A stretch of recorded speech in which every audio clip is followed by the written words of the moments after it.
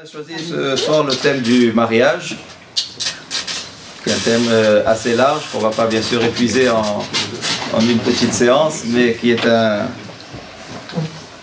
un sujet qui nous touche à tous, ceux qui ne sont pas encore mariés évidemment, parce qu'il faut faire les bons choix et c'est pas simple.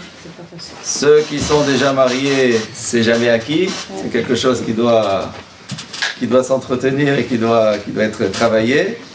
Et ceux qui sont mariés et qui ont les enfants qui ont grandi, ben ils ont leur souci maintenant de comment marier les enfants. Donc on est tous pris dans ces problèmes de mariage, de l'amour, le plaisir, le désir de l'homme, tout ce problème qui est humain, qui est là depuis la création du monde. Et comme tout problème, quand on veut, pas le résoudre, mais en tout cas comprendre un peu les tenants et les aboutissants, il faut toujours remonter aux sources, au départ. C'est comme ça qu'on appréhende au mieux un problème, et c'est le chemin de la Torah, de remonter aux sources, comment se passe l'union d'un homme et d'une femme. Et donc le premier exemple qu'il y a eu dans l'histoire, c'est Adam et Hava, la création de l'homme qui a suivi de la création de la femme.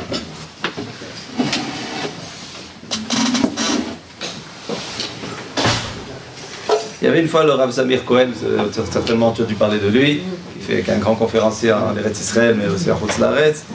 Il fait beaucoup de shiurim sur le Shalom Bayit, sur le mariage, sur beaucoup de thèmes. Et il avait un public très très chilodi, pas du tout dans la Torah. Il parle comme ça des grands publics en Eretz Israël. Et il a lancé la question, il a dit j'aimerais savoir ce que vous pensez, est-ce que le standard des couples sont heureux ou le standard des couples sont malheureux? Alors il a lancé le sujet et vous avez compris que chacun a commencé à avoir son idée. Ceux qui étaient francs, qui disaient bah ouais, non, c'est pas possible, un couple c'est toujours très compliqué. Je connais plein de cas de gens que ça va pas, c'est toujours au bord de la rupture, ça va pas. En général, la majorité des gens disent ça va pas. Les autres un peu plus positifs ou qui avaient peut-être envie de cacher la vérité, ils disaient non, c'est très bien, le couple c'est bien, le mariage, on est heureux, on est bien. Et ça discutait. Après, il leur a posé la question, il leur a dit si vous achetez une voiture neuve, quelqu'un il achète une voiture neuve, super, belle voiture, toute neuve, elle sort du garage. Il pose la question, là il n'y a plus un problème, la voiture elle marche? Et tout le monde répond oui. Évidemment, une voiture neuve, rutilante, elle marche. Il dit ben non, tant qu'on n'a pas mis l'essence, elle ne marche pas. Ça veut dire qu'il y a tout, la voiture elle est là, elle est prête, mais si je ne mets pas l'essence, elle ne marchera pas. Un couple, il a dit, c'est un petit peu la même chose. On a tendance à croire qu'une fois qu'on est marié, tout est acquis, tout est normal. Eh bien non. Même après mariage, il faut continuer à mettre de l'essence. Il faut s'investir un petit peu pour faire fonctionner les choses. Ça ne fonctionne pas tout seul. Nécessairement, il faut que l'homme agisse. Et il dit, si on investissait à peine 20% d'efforts qu'on aurait par rapport aux efforts qu'on a fait avant mariage pour séduire son conjoint, pour lui montrer qu'on est bien, on fait des efforts tous, c'est pas que naturel toute la période de chidour, de fiançailles, il y a des efforts, on essaie de donner une bonne image, on est attentionné, on voit si tout va bien, toute cette démarche, il dit si simplement dans le couple on investissait 20% de ce qu'on investit avant mariage, il y aurait 100 fois moins de problèmes de couple. Et donc une des grosses, c'est pas la seule, mais une base de ce problème, c'est que dès qu'on se marie, on pense que tout est normal, chacun a dans son idée de ce qu'il attendait du mariage, et donc dès que ça va pas, c'est normal que ça n'aille pas. Et on investit, on a tendance à ne pas investir parce que c'est normal. Si c'est mon épouse, c'est normal qu'elle me fasse ça, si c'est mon mari, c'est normal qu'il assume ça, et c'est normal, et le c'est normal, il casse tout. C'est comme cette belle voiture, il y a une potentialité extraordinaire, il peut voyager, il peut traverser le monde avec sa voiture neuve, et il ne met pas l'essence. Donc il faut investir. Alors le problème, c'est que quand même si on est prêt à investir, comme il dit, c'est bien beau tout ça, mais quand arrive le moment de prendre une décision, et le mari pense qu'il faut faire plutôt comme ça, et la femme elle pense qu'il faut plutôt faire comme ça, et on a beau investir tout ce qu'on veut, mais qu'est-ce qu'on fait à ce moment-là? Alors juste on va voir un petit peu. Quand Hachem a créé l'homme,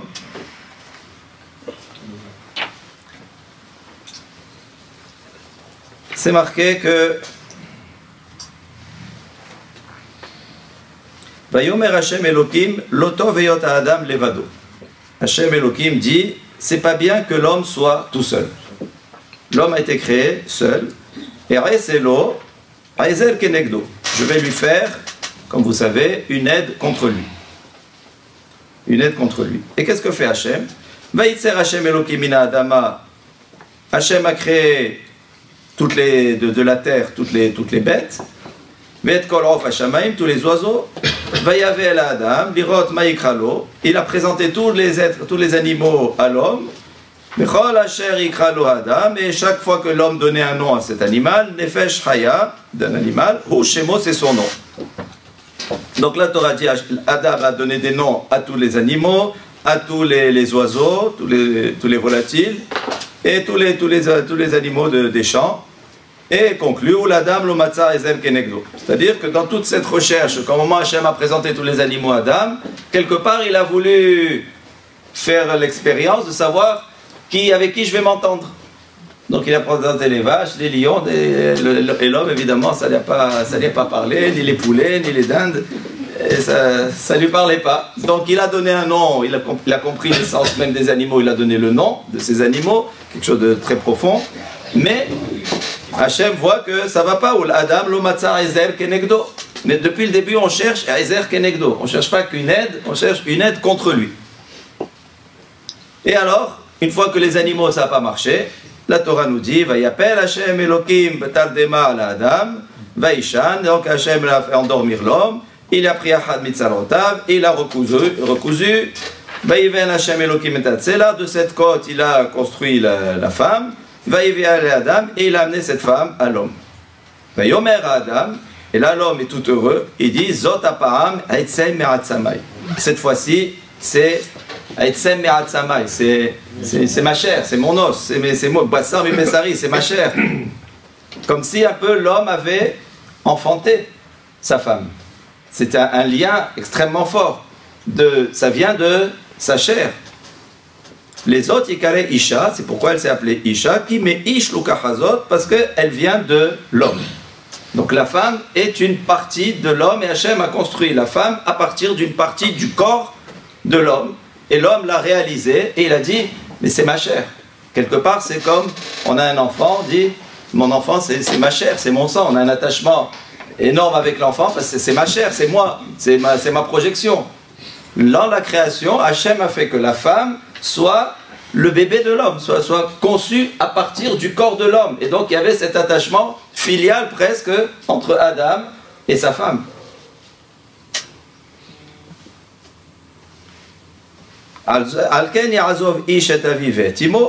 C'est pourquoi l'homme doit abandonner son père et sa mère, Vedavak beishto, s'attacher à sa femme, Vehayu le basar echad, et qu'ils forment une seule chair. Alors le Mfarshim pose la question, il dit pourquoi Hachem a fait différemment la création de l'homme de la création des animaux. Les animaux, mâles et femelles, ont été créés de la terre. Il y a le lion et la lionne, le taureau et la vache. Les deux sont sortis de la terre. Tous les animaux, tous les couples d'animaux ont été créés par Hachem directement. C'est pas qu'il a créé les mâles et des mâles il a tiré la femelle, il a créé mâles et femelles directement pour tous les animaux. Et donc demande le Ramban, beaucoup de Mfarshim, pour le Rachaim Akadosh aussi, pourquoi pour l'homme il n'a pas fait pareil? Il aurait pu créer l'homme et la femme, parce que c'était un jeu tout ça. Il a créé l'homme tout seul, l'homme il cherche sa compagne, il ne la trouve pas évidemment parmi les animaux. Alors Hachem dit bon ben ça va alors, je vais faire quelque chose pour toi. Ben, il fallait depuis le début, il aurait fait comme les vaches et puis ça, voilà. Il y aurait eu un homme, il y aurait eu une femme, évidemment ils se seraient entendus parce qu'ils auraient vu qu'ils sont de la même espèce. Et voilà, le premier couple aurait commencé. Et pourquoi il a fait différent? Et ils répondent à peu près dans le même sens tous les deux. Ils répondent de la manière suivante. Ils disent que l'union des animaux, Hachem a créé mâle et femelle les animaux, parce qu'il n'y a pas d'attachement, et on n'attend pas de la part des animaux un attachement particulier entre le mâle et la femelle. C'est naturel, c'est l'instinct de reproduction, du temps des amours, etc. Ils sont là, et voilà, et puis après c'est il n'y a pas en général de fidélité chez les animaux, on n'attend pas qu'il y ait un attachement. C'est un geste, une vie commune assez bestiale. C'est simplement l'instinct animal qui fait qu'ils se rencontrent et ils arrivent à procréer, à assouvir leur plaisir, leurs besoins, mais il n'y a rien de plus. Pour l'homme, Hachem n'attendait pas ça de lui. S'il créait l'homme et la femme en parallèle, ça veut dire que on se serait rencontrés, il n'y a pas un lien particulier, on a une attirance, voilà, c'est un homme, c'est une femme, on est ceux qui se ressemblent le plus dans la nature, et bien on va construire, on va faire quelque chose ensemble. Ça, Hachem n'a pas voulu. Il a voulu que ce ne soit pas simplement un instinct qui amène à l'union d'un homme et d'une femme, il a voulu que ce soit un lien très fort qui se crée. Et donc, dit le Ramban, il fallait que la femme sorte du corps de l'homme pour qu'il réalise, c'est pas j'ai cherché, j'ai pas trouvé, il réalise, c'est ma chair, c'est ma peau, c'est mes os, la femme c'est quelque chose d'extraordinaire, elle vient de moi. Et quand il réalise ça, et donc il y a un lien très fort entre l'homme et la femme, il dit c'est quelque chose qui ensuite va aller pour les générations futures. Qu'évidemment, c'est pas l'homme qui va engendrer sa femme, mais ce premier lien qu'il y a eu entre Adam et Hava, que Hava est sorti du corps de l'homme avec un lien particulier qu'il n'y avait pas chez les animaux, fait que ensuite, aux générations qui vont suivre, et à nous tous, les descendants, Hachem a voulu qu'il y ait un lien particulier, un autre lien que la relation simplement, un lien particulier d'amour, d'attachement, un peu comme le lien filial, c'est mon sang, c'est ma chair, entre un homme et sa femme qui vont former un couple et qui vont après fonder une famille. Il fallait quelque chose de très fort au niveau du lien.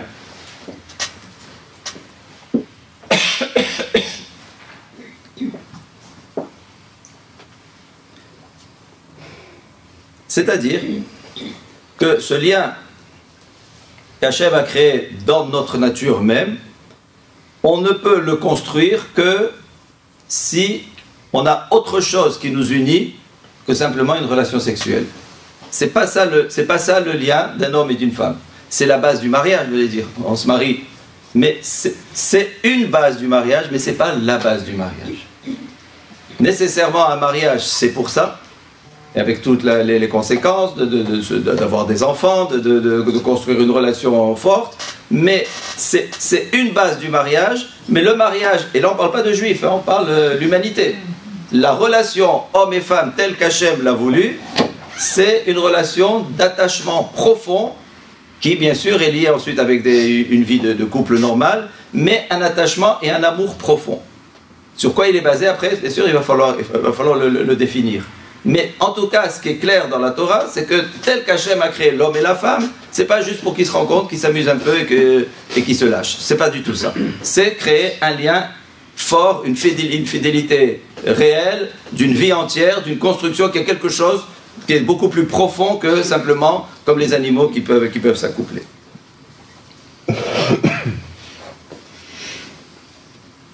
Donc Hachem a créé la femme, et depuis le début, en tout cas, ce qu'il voulait Hachem pour l'homme, c'était Aizer Kenegdo.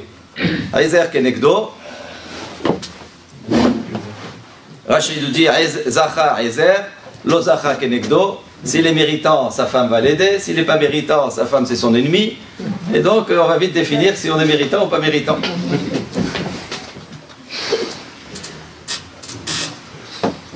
Alors c'est quoi cette condition humaine? On est condamné à ne pas...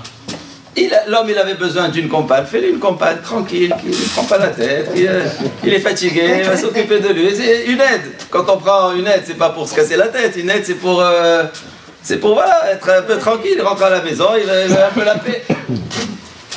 Et on voit que Hachem depuis le début, avant même de créer la femme, quand il a même cherché avec les animaux, depuis le début, le projet divin, c'est que l'homme il est Aizer Kenegdo. Jamais il a dit Aizer tout court.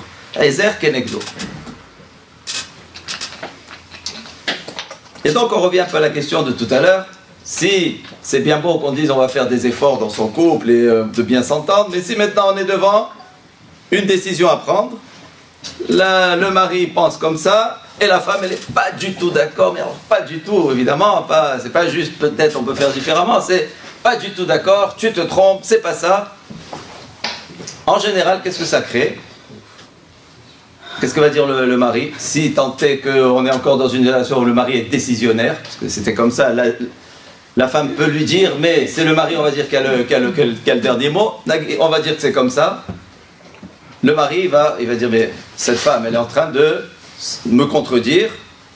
Donc je peux pas m'imposer. Donc ça veut dire que je réfléchis mal. Il va commencer à être, lui, touché de l'opposition de sa femme, ou même pas de l'opposition, de la contradiction de sa femme. Elle le contredit, elle n'est pas d'accord avec ses arguments, elle voit les choses complètement différemment. Et donc ça crée, évidemment, elle veut comme ça, moi je veux comme ça, et c'est moi qui ai raison, et je... Qu'est-ce qu'il dit en fin de compte? Pas du tout. C'est quoi Ezer Kenegdo? Kenegdo, ça permet d'avoir un avis différent. Quand on réfléchit, et qu'on est seul à décider. En général, les gens qui sont seuls à décider, qu'est-ce qu'ils deviennent dans la vie? Des dictateurs, quand ils ont un peu réussi. Ils deviennent des dictateurs, ils sont seuls à décider, personne ne peut leur dire un mot. Celui qui dit un mot, le pauvre lui coupe la tête, donc plus personne dit un mot, c'est comme ça, le dictateur. Et en général, on sait que les dictateurs, ça finit mal. En tout cas, ils ne sont sûrement pas dans le émet, et pas dans la sérénité, pas dans le bonheur. Ils sont dans leur système pour maintenir leur pouvoir, mais pas plus. Qu'est-ce qui fait que quelqu'un qui a du pouvoir n'est pas un dictateur? C'est qu'il y a une opposition. C'est qu'il y a une contradiction qui a le droit de s'exprimer. Et pourquoi c'est bien? Parce qu'on peut se tromper. Et donc d'entendre un argument opposé, au lieu de le prendre comme une frustration, un avilissement, tu es en train de m'amoindrir, alors ça veut dire que je ne sais pas réfléchir, ça veut dire que j'ai mal réfléchi, ça veut dire que je ne connais pas la vie, je ne connais pas le monde. Au lieu de le prendre comme ça, Hachem a voulu que Ezer, comment c'est Ezer? C'est pas parce qu'elle te fait, elle te fait ce que tu as envie. C'est pas ça Ezer. Ezer, il explique c'est Ezer parce que c'est Kenegdo. Parce qu'il y a une contradiction, parce qu'il y a un avis différent. C'est un enrichissement, un avis différent. Ça évite de faire des grosses erreurs. Ça ne veut pas dire non plus qu'elle a raison, ou qu'il a raison, peu importe qui a raison ou pas raison. Mais de vivre dans un système où il y a nécessairement, on donne la parole à une contradiction, c'est quelque chose de positif. C'est ça, Ezer Kenegdo qu'a voulu Hachem. Il dit l'homme, on ne peut pas le laisser seul décider de tout et être il voit sa perte s'il fait comme ça. Il faut qu'il ait quelqu'un qui le connaît bien, et pas mieux que sa femme, qui va lui dire non, là tu as raison, là je ne suis pas d'accord, là c'est pas bien. Peut-être c'est elle qui se trompe, peut-être pas, mais en tout cas au moins il a entendu la contradiction. Et cette contradiction, il doit le prendre comme une richesse. Ah, je vais réfléchir. Ah, tu as raison, peut-être. J'ai pas analysé sous cet angle-là. Laisse-moi du temps, je vais réfléchir. Il fera comme elle dit, il fera pas comme elle dit. C'est un autre problème. Mais l'idée même de Ezer Kenegdo, c'est pas qu'Hachem nous met dans un système où on doit souffrir, il nous met dans un système où on a plus de chances d'arriver au Hémet. Et au nom du Hémet, l'homme, il est là pour trouver le Hémet. Et ce Hémet, c'est très important qu'il le trouve, c'est plus que ses petites frustrations ou son petit kavod qui est touché. C'est pour ça que depuis le début, Hachem dit Ezer Kenegdo. Maintenant,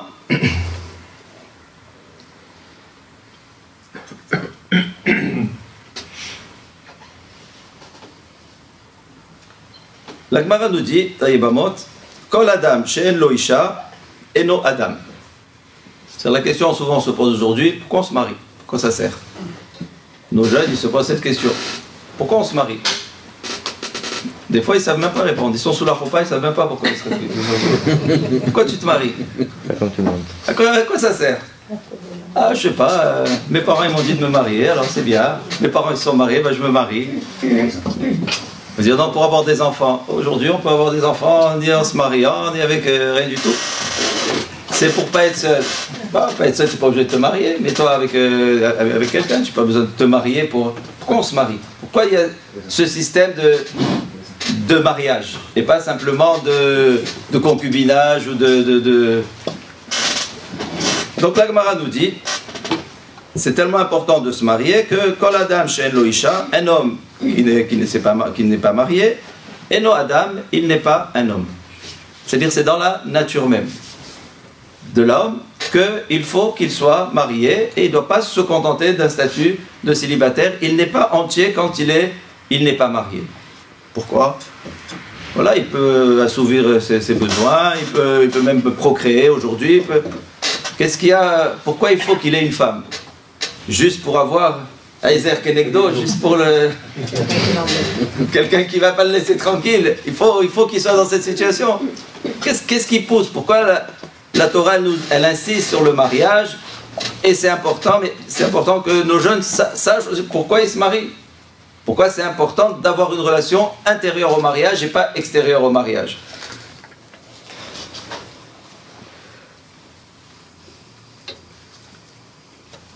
Vous connaissez tous la Gemara de Brachot qui dit le lendemain du mariage on allait voir le Hatan et on lui disait Motze ou Matzah. Qu'est-ce que c'est Motze ou Matzah? Il y a deux psukim dans la Torah. Il y a Matzah Isha, Matzah Tov. Celui qui a trouvé une femme, il a trouvé le bien. Et un autre pasuk qui dit Motze ani et Isha, mar mi mavet. J'ai trouvé la femme plus amère que la mort. C'est magnifique.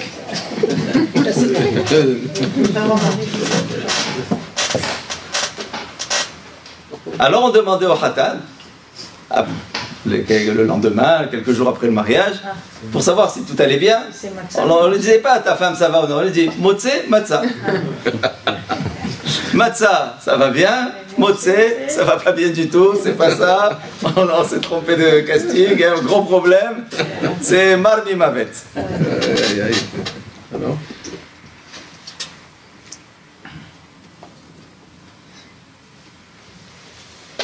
C'est dû à quoi? Bon, si c'est une erreur, c'est une erreur. Après, on va voir, le Sforno, il dit un petit peu les critères de choix pour se marier. Mais pourquoi un homme n'est pas un homme s'il n'est pas marié? Parce que, par nature, l'homme est sur cette terre pour le plaisir. Contrairement à ce qu'on peut croire, que la Torah elle est là pour nous enlever les plaisirs, c'est Msilat Yesharim qui le dit. Lo nivra Adam et là leit'aneg al Hashem. C'est vrai que le dernier mot est important aussi. Mais l'homme a été créé pour prendre du plaisir. Il finit avec Dieu. Mais l'idée du plaisir, elle est fondamentale. L'homme n'a pas été créé par devoir, il a été créé pour trouver du plaisir. Mais il y a évidemment différents niveaux de plaisir. Et Hachem veut attendre, nous souhaite, nous met en situation pour qu'on arrive au top, au plus haut niveau de plaisir. Et pas qu'on s'arrête au premier niveau de plaisir. D'arriver à des niveaux de plaisir qui sont beaucoup plus élevés. Mais donc l'idée même de plaisir, elle fait partie du dessein d'Hachem qui nous a créés. L'homme est créé pour prendre du plaisir. Or le plaisir, c'est le moteur de tout. Quelque chose qui n'est pas agréable, personne ne rentre dedans. Rentrer à l'intérieur, un magasin qui n'est pas attirant, il est vide. Pourquoi? Un magasin qui est attirant, on y va, on ne sait pas ce qu'on va trouver, mais c'est attirant. Pourquoi? On prend du plaisir. On peut rencontrer des gens sympathiques, on peut voir des belles choses, on peut... Là où c'est source de plaisir, l'homme, il court derrière. Là où c'est pas source de plaisir, personne n'y va. C'est la nature. Donc, Hachem nous a créés comme ça, c'est-à-dire qu'on ne doit pas banaliser le plaisir, interdire le plaisir, dire non, non, non, c'est le plaisir dans ce monde, c'est le devoir, c'est pas le plaisir. C'est pas vrai.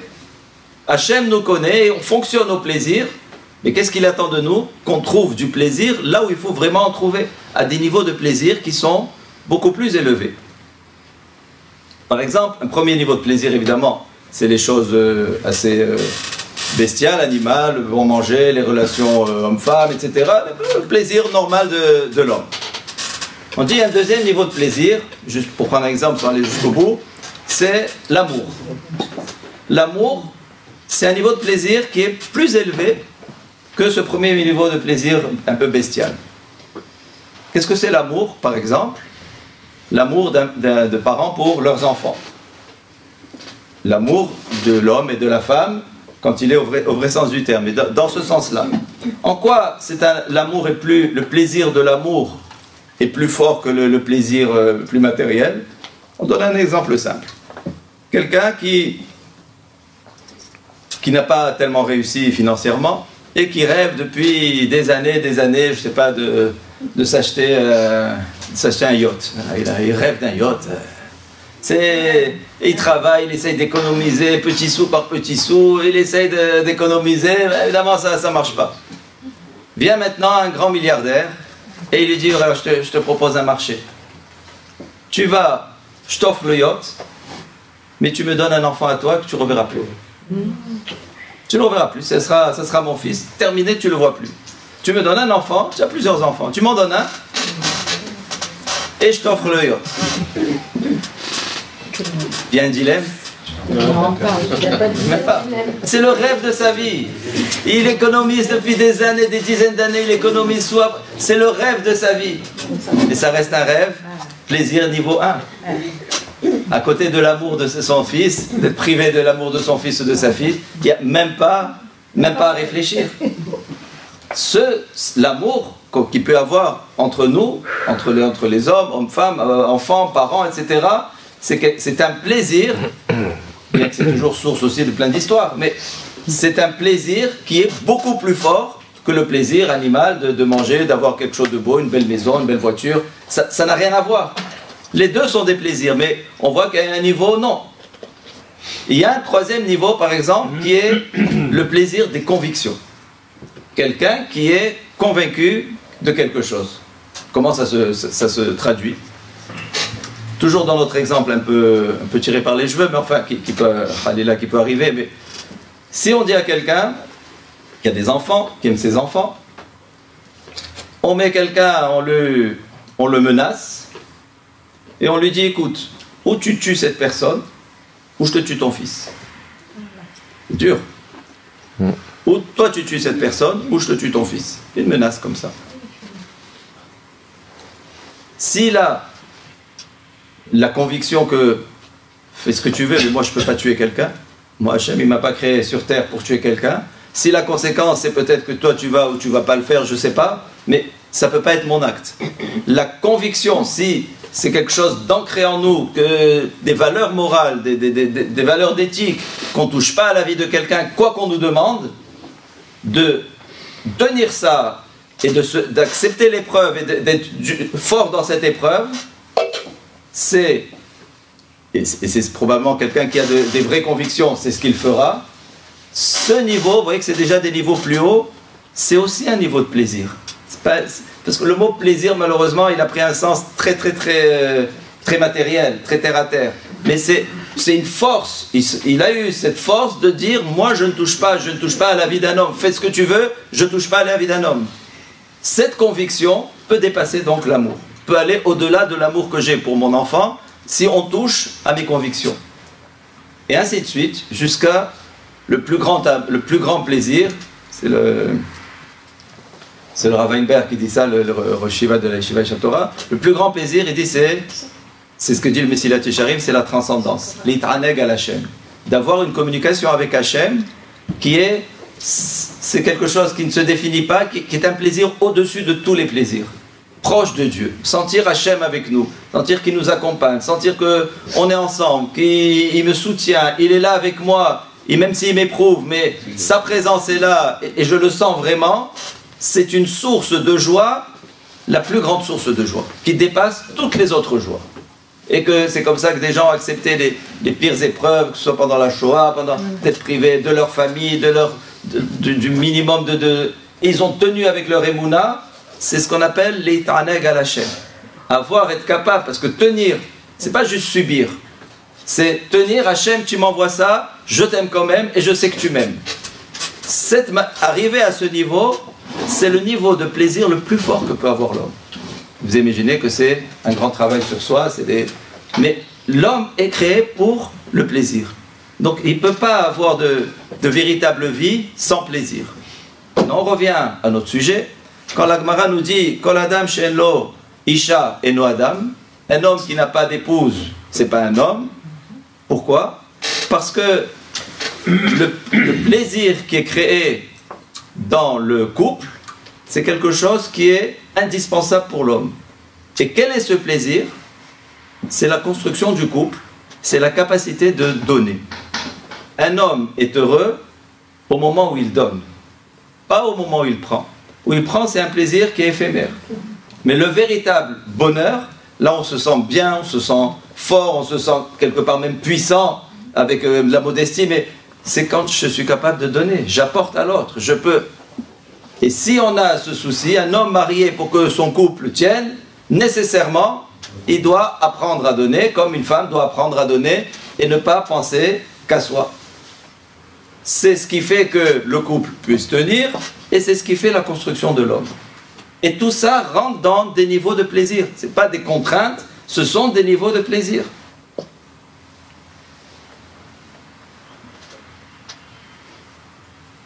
Quand on parle d'amour, puisque le mariage est censé engendrer l'amour et non pas le contraire, l'amour c'est j'aime. Quand j'aime,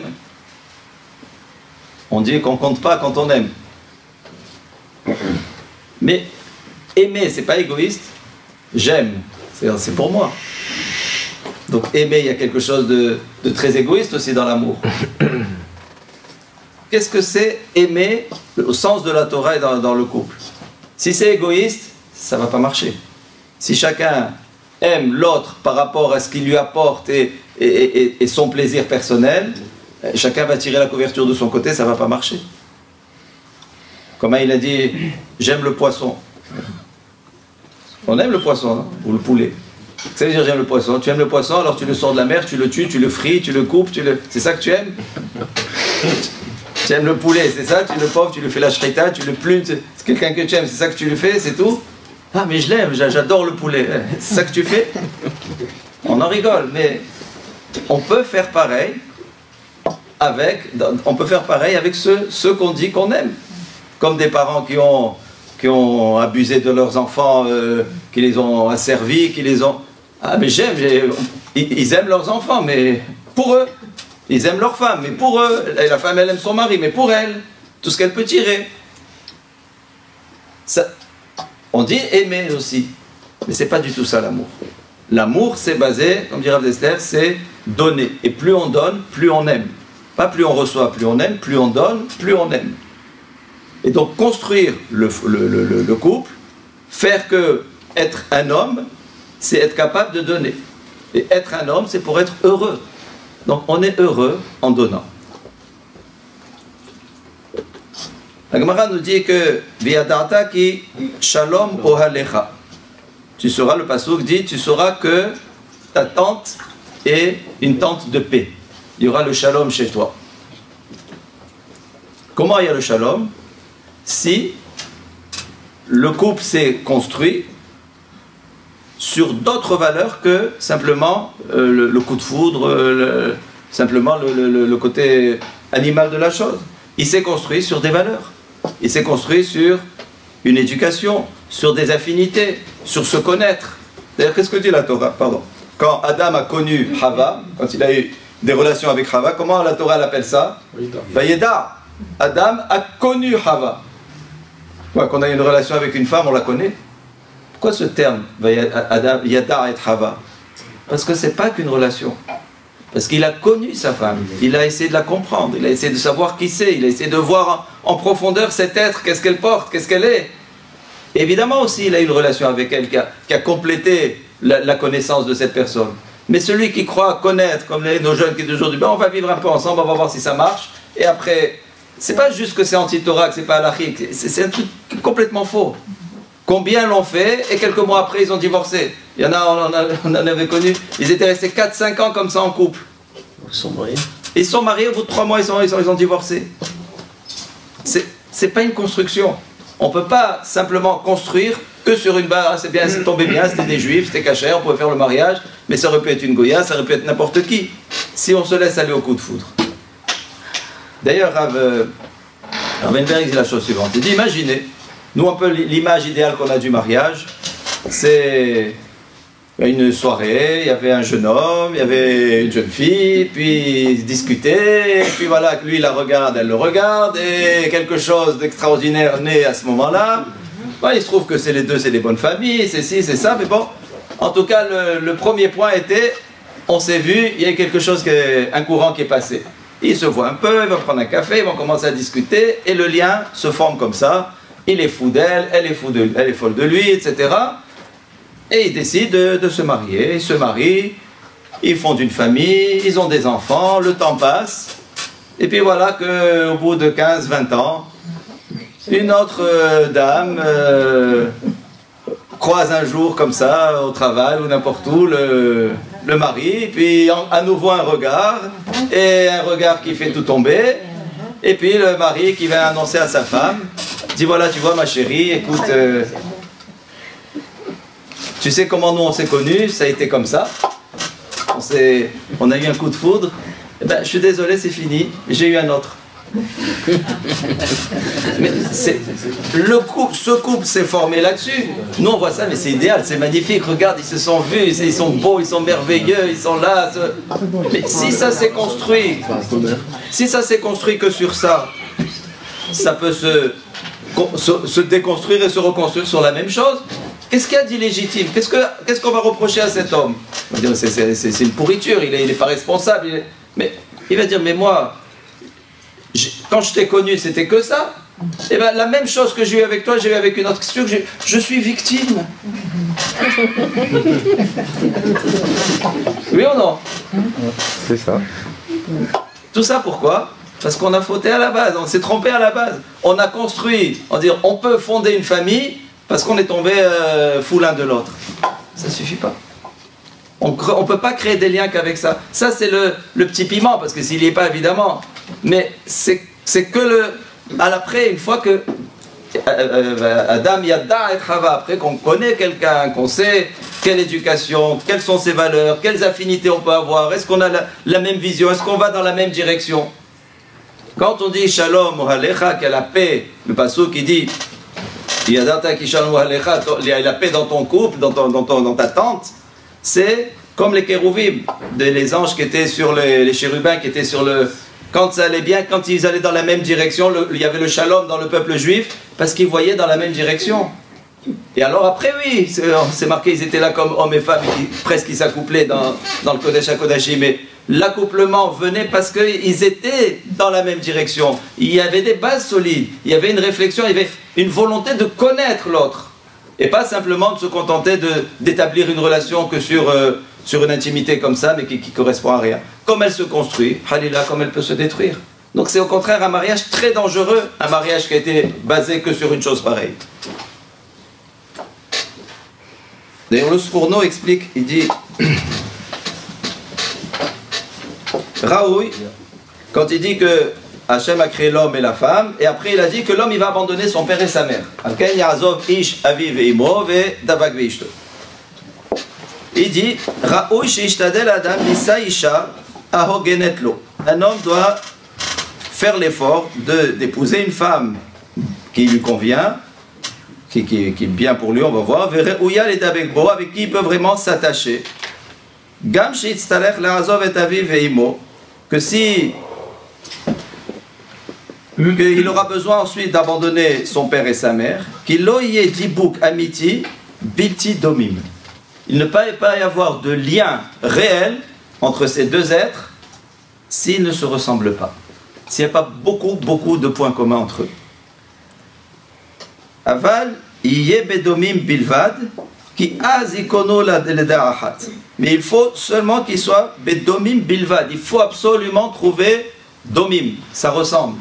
Les familles ressemblent, les valeurs ressemblent, les convictions ressemblent, vers quoi on tend, le but de la vie ressemble. Tout le monde, on est d'accord sur tous ces points-là. Là, ils peuvent converger dans un sens et on peut construire dessus une famille et que l'homme n'aura plus besoin de son père et sa mère pour construire sa famille. D'ailleurs, les Farshim disent de Vedavak Veishto. On apprend de là qu'après le lien qui est entre le mari et la femme, il doit être plus fort que le lien avec les parents. Puisque on va abandonner ses parents, entre guillemets, bien sûr, pour s'attacher à sa femme. Ça veut dire que c'est la première idée que la femme, si l'homme réalise qu'elle est Etzem et Atsamay, ne doit pas la prendre comme une étrangère qui est venue dans son foyer, qui est venue se mêler de sa vie. C'est, une fois qu'il se marie et qu'il y avait les valeurs qu'il fallait, c'est Bassam i Bessari, c'est ma chair. Si elle souffre, je souffre. Si je vois mon enfant souffrir, je souffre. C'est pareil. Si ma femme souffre, je souffre. Si le mari souffre, la femme souffre. Bassam et Bessari, la relation, elle doit être avec cette unité. Mais ça, on peut arriver si on la construit sur autre chose que simplement la séduction. Ça peut pas être que ça. On voit que c'est quelque chose une vraie construction qui est très forte, très profonde. Un vrai lien entre les êtres. Et ça, c'est la véritable définition de l'amour. Ensuite, il y a une autre Gemara aussi très intéressante. La Gemara nous dit Le'olam yadam zahir bekavod ishto. Un homme doit faire très attention Bon, mesdames, n'écoutez pas, je parle aux hommes. Il doit faire très attention au respect de sa femme. Parce que c'est ça aussi l'amour. L'amour, c'est, en fin de compte, donner du respect, donner de la valeur. Qu'est-ce que, au fond, chacun attend dans le mariage? C'est d'être valorisé.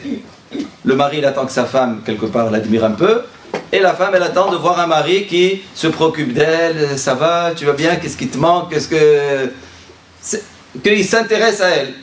C'est la base déjà de la relation humaine. Pas chacun dans son coin et on a un contrat, toi tu fais ça, moi je fais ça, et puis attention celui qui ne fait pas. Il y a une attention derrière. Ce qu'on cherche vraiment dans le mariage, c'est une attention derrière. Donc la Gemara nous dit, un homme doit faire très attention au respect de sa femme. C'est quand même très beau qu'on a des textes c'est de l'Antiquité, hein, du Moyen-Âge, Antiquité. C'est incroyable. Et pourquoi? Chez En Beracha Metsuya Betor Beto Shel Adam, et la Bishvil Ishto. Que la bracha vient dans le foyer que par la femme. Chez Nehemar, Ul Avram Hetiv Baravura, comme il est écrit, que pour Abraham, il a fait du bien pour elle, pour Sarah. Et donc, le bien, la bracha matérielle que peut avoir un homme, vient par le canal de sa femme. S'il arrive à rendre sa femme heureuse, il amène sur lui la bracha. S'il ne rend pas sa femme heureuse, eh ben, il ne sait pas pourquoi, les affaires ne marchent pas et il y a des problèmes de partout. En réalité, la solution, elle est de rendre sa femme heureuse. J'espère que vous n'avez pas entendu, oh là là, je vais avoir beaucoup de problèmes. Au point que Rava, le maître dans la Gemara, il disait, les Bnei Mahouza, il disait aux gens de sa ville, il était le Rav de la ville de Mahouza, il a dit, Okiru linshaychu, ki echid itita'aturu. Faites du kavod à vos femmes et vous allez être riches. Qui c'est qui refuse ça? Qui c'est qui refuse la bracha? Mais il y a un inconvénient de cette bracha, elle passe par le kavod qu'on fait à sa femme. Si on manque de kavod à la femme, il ne faut pas s'étonner, rien ne marche, et voilà, bien sûr, c'est de ta faute. Ça ne marche pas. S'il y a la bracha, c'est nécessairement que l'homme a fait l'effort de rendre sa femme heureuse. Sinon, il n'y a pas de bracha dans le foyer, il n'y a pas de shalom, il n'y a pas de tout ce qu'on a dit avant. Après, un dernier problème, c'est qui décide en fin de compte quand il y a des divergences d'opinion, comme on disait tout à l'heure. Il va l'acheter, on n'a pas répondu. Il va l'acheter maintenant une voiture, ou je sais pas, il va l'acheter un salon. Un il veut style Louis XV, et l'autre il veut moderne, transparent.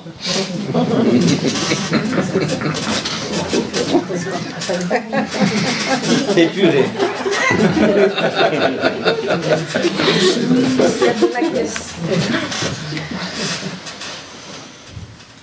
Alors qui doit céder? Transparent. Moitié-moitié. Non. Ça dépend. La femme doit céder. Elle est pour la maison. Ça dépend des sujets. Ah, si c'est pour le mot. Alors la Gemara nous dit une chose très intéressante, regardez. Ça, c'est la femme. D'un côté, Qu'est-ce qu'elle dit la Gemara? comme toujours, elle nous dit toujours les contradictions. D'un côté, la Gemara nous dit Le'olam yadam zahir, non pardon. Amar Rav, kol haoler be'atzat ishto nofel begehinam. Celui qui écoute sa femme, il finit au Gehinam. C'est bon, hein? Bon, non,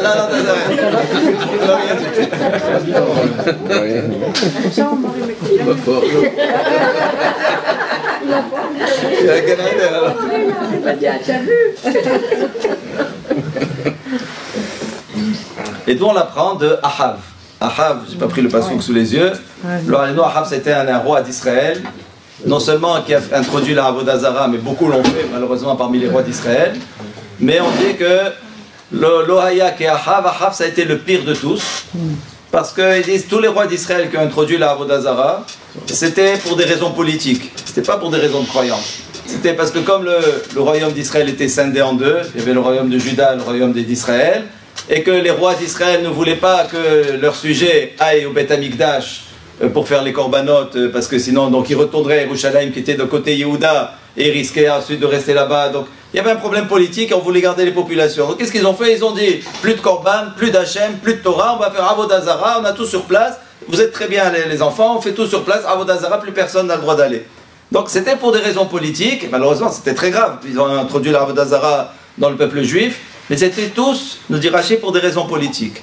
Ahav, sous les bons conseils de Izebel, Marshema Vezichra, qui était une femme terrible, vraiment terrible, il est arrivé à introduire plus de Avodah Zara dans le peuple juif, et les Achris, juste pour se révolter contre Hachem, pas pour des raisons politiques, et de dire sinon je perds mon royaume et pour par faiblesse, c'était vraiment par conviction du mal. C'est sa femme Izebel qui avait une influence sur lui terrible et qui l'a amené donc à la perte du peuple juif. Et donc la Gemara dit, voilà un homme un peu faible qui a écouté sa femme elle était un caractère terrible, une réchaïte pas comme elle, et donc il a écouté sa femme et il est tombé, il a tout perdu. Alors la Gemara elle objecte, elle dit mais non. Elle dit Veha amre inche, regardez l'expression comme elle est belle. Elle dit mais voilà, il y a un dicton qui dit Itetar Gutsa, si tu as une petite femme, une femme qui est toute petite, Gahin, penche-toi, là, et écoute ce qu'elle te dit. Regardez ce que c'est beau. Ça veut dire que l'homme qui peut se prendre pour je suis le décideur, je suis le maître, le macho, etc. Et la femme, elle a son avis, ça va, ce qu'elle comprend et tout. Il dit non. C'est fini ça. Tu la vois petite? C'est fini, pas tout à fait. Ça va finir. Non, je ne sais pas comment. Mais... Regardez comment elle dit la Gemara. Elle dit ta femme, tu la vois, ça va, elle est petite. Pour toi, elle n'est pas très intelligente, elle ne comprend pas très bien tout ça. Ben, si elle est petite, au lieu de rester là, tu l'entends pas. Penche-toi. Ça veut dire, toi, fais-toi petit, mets-toi à sa hauteur. Entends ce qu'elle te dit. Elle peut t'apporter quelque chose de bien. Donc voilà, au contraire. On dit qu'il faut écouter les conseils de sa femme, même si au début on les méprise un peu, on doit les entendre, se baisser et entendre. Elle a comme un défaut. La Gemara elle répond, donc vous voyez, contradiction. D'un côté il ne faut pas écouter, de l'autre côté il faut écouter. Il y a deux réponses dans la Gemara, grosso modo c'est comme ça. Si c'est Milé d'Ishmaïa, si c'est des décisions spirituelles à prendre, des décisions de Torah, des décisions de mitzvot, des décisions qui touche la vie spirituelle, un homme, il ne doit pas écouter sa femme. Si bien sûr, elle va au sens inverse. Parce qu'il étudie. Comment? Parce qu'il étudie là, mais entre guillemets, il doit savoir plus que la femme sur l'étude. Sur le spirituel, sur quoi choisir dans la vie. C'est l'homme qui étudie en général. Par exemple, je sais pas, l'homme il a un niveau qui veut manger tel cache-route, sa femme dit allez ça va, tu prends la liste, c'est cachère, il a dit le rabbin c'est cachère, qu'est-ce que tu veux? Et l'homme il veut pas, il a appris sur lui, il veut avancer. Après il y a tout un contexte avant, c'est juste pour prendre un exemple. Il ne doit pas écouter sa femme. Dans ce cas-là, c'est lui, il a décidé qu'il veut avancer en Torah, après il doit faire ça bechokma, c'est pas peine que lui il monte et que sa femme elle reste en bas et qu'après ça fait une différence spirituelle entre les deux que ça va exploser, il faut tout bechokma. Mais d'une manière générale, si c'est Milé d'Ishmaïa, ça peut toucher au mitzvot, il ne faut pas écouter sa femme. Si la femme bien sûr va dans l'autre sens, si elle le pousse au contraire. Maintenant, Milé des bêta, dit la Gemara, si c'est des affaires de la maison, donc le canapé purée ou le canapé Louis XV, ça tu écoutes ta femme, c'est elle qui gagne. Il faut écouter, il faut acheter comme c'est elle qui décide. Comment la maison elle doit fonctionner? Si le mari qui a sa vision il dit non, moi je trouve que le frigo c'est plus pratique qu'il soit là que la plaque de cuisson, parce que comme ça, c'est la femme qui décide. Tu n'as pas ton mot à dire, elle n'est pas d'accord avec toi, la maison c'est la femme, c'est elle qui décide. Et après, il y a au milieu Milé des Alma. Milé des Alma, c'est les choses de la vie courante. C'est pas la maison, c'est pas non plus la vie de Torah spirituelle. Ça dépend des deux réponses dans la Gemara. Ça reste discuté pour Milé des Alma. Mais en tout cas, ce qui est clair, c'est que Milé des Shmaïa, on doit faire selon ses convictions. On ne doit pas entendre ni de sa femme ni d'autres, des choses qui peuvent nous décourager dans les mitzvot. Mais tout le reste, surtout ce qui touche à la maison, le quotidien de la maison, il faut entendre. Moi je pense comme ça, non, on te dit baisse-toi, ta femme elle est petite, c'est pas grave, baisse-toi, entends ce qu'elle te dit, entends, réfléchis, et tu dois faire comme elle te dit. Donc il y a des règles qui sont établies, qu'on ne croit pas que on fait comme on veut. Nos Chachamim, Dieu merci, ils nous éclairent de quelle manière on doit faire les choses.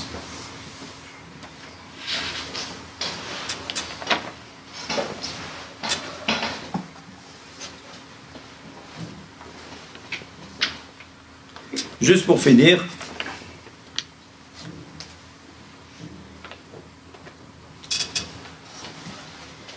il y a une règle dans le plaisir, puisqu'on parlait de prendre plaisir et que la vie, ça doit être un ensemble de plaisirs.